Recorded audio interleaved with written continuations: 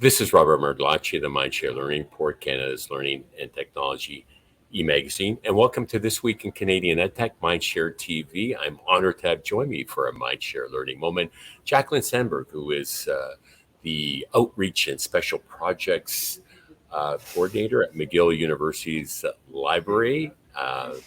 And today we're going to be talking about the upcoming Serious Games Conference. For a sneak peek prezo at her presenter topic, Thinking Beyond the Stacks, Games in Special Collections. Thank you for joining me this afternoon, Jacquelyn. Thanks for the invitation, Robert. Well, a little bit about Jacquelyn. She is an information professional with a passion for outreach. She works with the Special Collections units at McGill University Library on public programming, content development, and project management, combining experiences in both public and academic libraries with her master's degree in English literature and information studies. Wow, that's impressive and It's a good quite a mouthful for you. yes, and quite an innovative gig that you have, and perhaps you can tell us about your role and a little bit of what that entails at McGill. Yeah, I have some strategically placed props, which was entirely accidental, but it shows that I have meetings in my office on a regular basis. I work with the Rare and Special Collections units here at McGill. So that we have a fun acronym, which is ROAR, and it stands for Rare Books, the Osler Library of the History of Medicine, Archives, and Art and records management.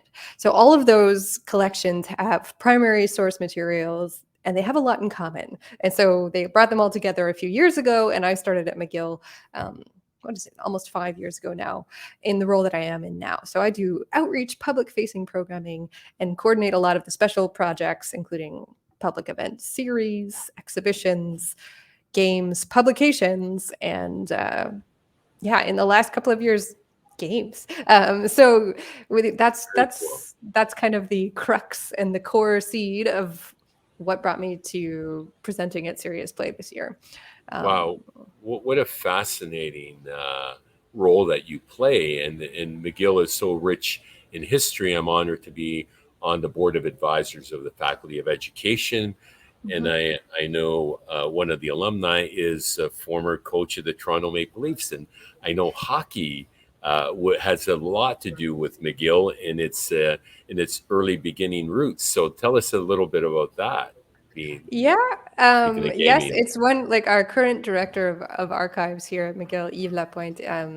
He is a hockey enthusiast, and so has definitely been making strides in trying to acquire more hockey archival material. Yeah. But we do have our own history of sport. McGill's history of sports well documented in Wow. the archives here, and it does have a very long history. It was one of the original places where hockey was played at an intercollegiate level, and McGill is pretty proud of that sport history, in addition to claiming to be one of the original places for football, and we can claim basketball through McGill alumnus James Naismith. So we There's like a to. little trivia. That's a great It trivia is, question. we can lay claim to that one too. So did he By do his undergrad or master's or PhD? Which that's now degree? you're testing the deep trivia skills, and I don't know the answer to I that one. presume it was his undergrad. Let's go with that. Yeah, I could find out for you. That as a Sure. librarian, I can dig Yeah. that information out. Well, But curiosity and problem solving are very key skills that you need to have embedded, I would presume. yes, definitely. Yes, curiosity, problem solving, and a lot of creativity required for this, particularly Very in the last couple of years, with pandemic closure making the collections less accessible to the public. absolutely. And so you're pivoting a little bit when it comes to um, post pandemic and the gaming.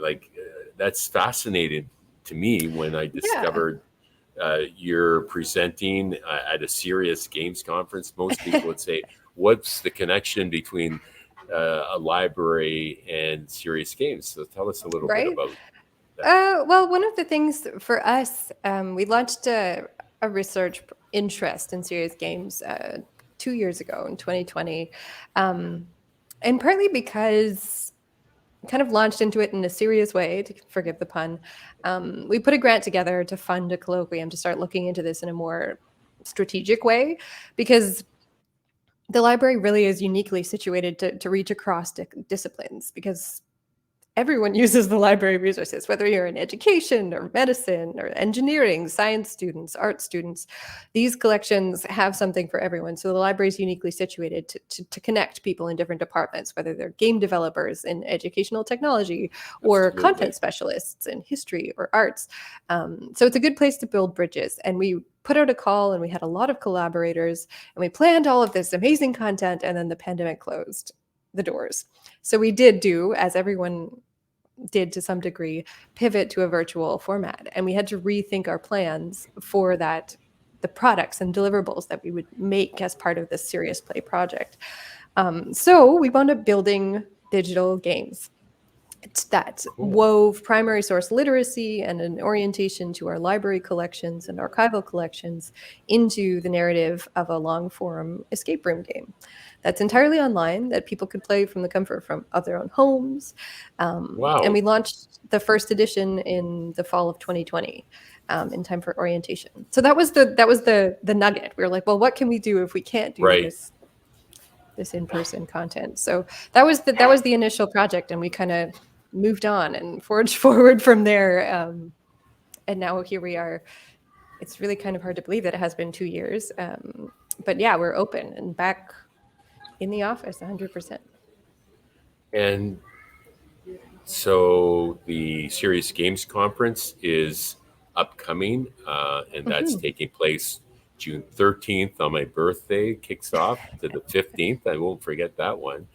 And talk to me about the inspiration around the topic, and and what's in store with that. Well, I titled it "Thinking Beyond the Stacks," partly because what we were really trying to do with these games is to make the rare books and archival collections accessible more broadly, but also to take them physically outside of our walls. Like, I'm sitting in a 1970s era brutalist Montreal block of a building on the McGill's central downtown campus. And to get to the rare collections, you need some insider knowledge. They are public collections. They're open to everyone. But we have like an educational campaign that we've been like building for years to get that knowledge out there, because unlike the rest of the library collections, it is actually, yes, there's our webpage. It is a public collection. They're public heritage collections. So the messaging is to really raise awareness and lower barriers to access. And we're like, well, what better way to do that than through a serious game? And through a game that actually is engaging, and it has a narrative and puzzles that draw the player along. So they're learning as they go, but it's not a lesson that has games thrown in. It's a game, and it has lessons that are built into it along the way. And so, as you see on the website there, we actually made 3 games. We have made 3 online games, and we are in the final stages of an analog game as well. And we're also fortunate because we have no shortage of content. We have all of these archival stories, documents, public domain content from the collections. There is a richness of resources that really the main problem is narrowing down what stories you can tell and what messaging you're trying to get across. So the collections are really the core and the inspiration for all 3 of these games. The first 2 are sort of a continuation of one narrative, 2 chapters of one narrative, as I talk with my hands. Sorry. Habit No worries. that I can't break. Yeah. And then the third is we built a trivia game. So this one's a more collaborative environment, and we used some of McGill's. We did a creative interpretation of some of our archival holdings for this one. So it was a good challenge for us to think beyond the traditional access to our collections, beyond researchers who are following their curiosity on a specific topic coming to us. What we wanted to do is take some of our stories and deliver it to people in a way that was novel and engaging. Brilliant. Yeah, so that's the core of the project that we did. And Right. my paper at Serious Play, I'm going to talk about some of the challenges, some of the successes, and some of the barriers that we faced along the way. Now, is anyone else doing anything remotely similar to this That's in your space?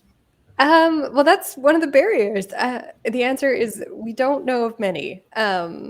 So that's one of the reasons that I'm looking forward to the conference as well, is to see who else is working on projects and Right. projects that are inspirational for us, and people who are kind of forging the same territory, I guess, or forging into the same territory, because ours are like our games are serious games in a way, but they're not quite like the stereotypical definition of a serious game that's like built into a course curriculum or has a Right. specific learning objective. Like they do have learning objectives, but they're not structured, or we didn't build in assessment tools into our practice like this kind of. So we're kind of Sure. on the fence between a more publicly engaging game and a serious game that's built into a core academic course.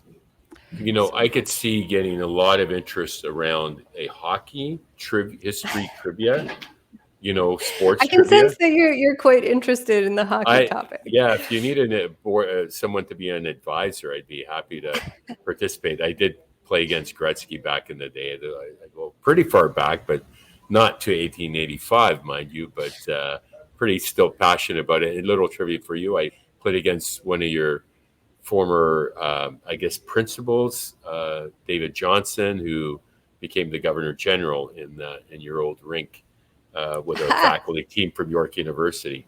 And he Yes. had really, from what I remember, he had really sharp elbows when you went in the corner. And so did Marcel Pronovost. I think he and I got thrown out of the game that game, but that's a story for another day. But some good hockey history for you on that note. But always enjoyed coming to McGill Yeah.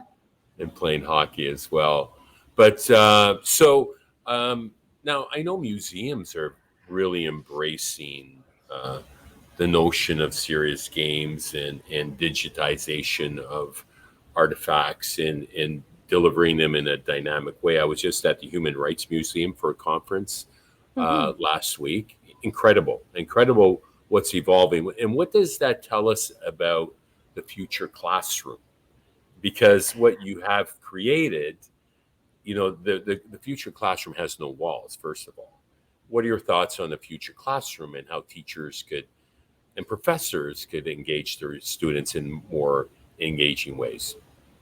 It's quite a timely question, in fact, because over the last couple of years, of course, we have been closed. So our classrooms have been without walls. We have been the classroom of the future, and we have been scrambling to find the right tools to make our content engaging. Luckily for us, we have a very, very um, high caliber digitization lab in house, and they have been digitizing for years. So we have that. We have a wealth of resources to use. I think the classroom of the future for us is also timely because we're in the beginnings of a building project, a major redesign project here at Oh, McGill. wow. Congratulations. That's It exciting. is exciting, yes, but it means that our collections are going to be more inaccessible for a while. Ooh.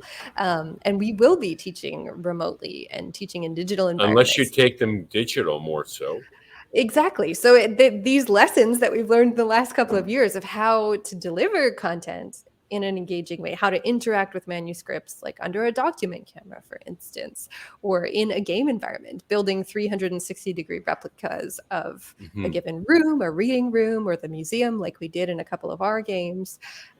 That's invaluable to see what the space is like, how the books actually look on the shelves, to give you a sense of the actual scope or size of a book, because that's one of the things that's always remarkable when people come into rare books is like they pick up something and they don't realize that it was that heavy, or they don't realize it was Wow. that Yeah. big, or they don't realize that the paper is actually really durable even if it's 250 years old, or whatever it is. There's always a moment of wonder and discovery when you see it in person. So the challenge for particularly primary materials is how do you capture that tactility and that interactiveness in a digital format? I don't have any answers, but I look forward to kind of struggling with that question along with my colleagues in the next couple of years here at McGill. What are some of the artifacts that you really excite you? We all have our biases, and you know mine. Yeah. How about yourself? Well, lately, I have one particular book that I really, really love. It's an atlas, a star atlas by Andreas Cellarius from the golden age of Dutch cartography. And it's stunning. It's often described as one of the most beautiful atlases ever created. And what it does is illustrate the theories of the known universe at the time. So he has a model of heliocentrism with the Mhm. sun at the center. He has the opposite model illustrated on the next page with like, and it's just a beautiful book. It's likely like yay big. Wow. It's enormous and it's richly illustrated and it's gilt. It's just a beautiful, stunning object. And I want to digitize the whole thing and animate it. Right. I was going to say, and you can generate a cool game out of that, You right? could, you You could, you could, you could. absolutely could. Yeah, So, and there's a lot of and potential. and so you must have an impressive team of designers, and who's creating these games. Well, yes and no, in that we did work with some external consultants on the early Okay. games. And then we did the third one in-house after training with our external consultants. And that said, we did use, we worked with some really great colleagues and game developers who had more of the technical skills. We also used the wisdom and experience and brilliance of students. Being in a university environment, we have a lot Yes, of leveraging, giving students agency. student staff. Right. Yes, student agency has been crucial in developing these games too. So I programmers love and that. graphic designers, yeah, using it also gives them a really important experience of working in a collaborative way and Right. approaching primary materials in a very creative way, which is a really, really important thing. So So from a jobs of the future perspective, I could see some interesting careers emerging out of this as well. I mean, like yours, but I'm in the edtech space now, and 25 years ago, the notion of an edtech gig didn't really exist. You know, mhm. it was early days. Um, so there will be more opportunities for students to become immersed in this type of gaming Yeah, career that is not just your shoot 'em up kind of games. There are no, learning games absolutely. as well. Some of my favorite sort of moments are, for instance, in Ubisoft makes the Assassin's Creed series of Right. video games. They're Montreal based. I used to live not Yes. far from their headquarters for years. Um, but one of their really lovely things is the way that they collaborate with academics and with experts to inform the narratives and the objects and the plots of their games. That's one of the lovely things. So I'm waiting Right. for the day when we get an invitation from them to have like material from our rare collections appear in one of the games. It hasn't. I don't think it's happened yet, but Well, you I'm know, holding out hope. as my daughter says, you got to manifest it, Dad. So, Maybe I need to uh, call them and be like, we have these three things that might fit very nicely yeah, in plant the this game. seed for them. But so fascinating, so Yeah, grateful for your time this afternoon, Jacquelyn, and great to see that you're sharing your story with broadly. This Serious Games conference is very much an international conference. I recall presenting last year, and really enjoyed that yeah. I'm looking opportunity. forward to hearing from a lot of the different presenters. Yeah, and Canada is well represented too. There's quite a Canadian contingent, so we are, well respected in this space. And Montreal is definitely a hotbed. And Sheridan College with Chris Crowell, who Yeah, is a professor there, who will also be speaking, and I'm going to host them on our Mindshare TV show. great. Thank you so much again for your time. Thanks. It was a pleasure. That was Jacquelyn Sundberg, Outreach and Special Projects Director at the McGill University Library. My name is Robert Margolacci, the Mindshare Learning Report. Be sure to check out www.mindshare learning to get your latest issue. And until next time, stay healthy, stay safe, and keep the learning curve steep.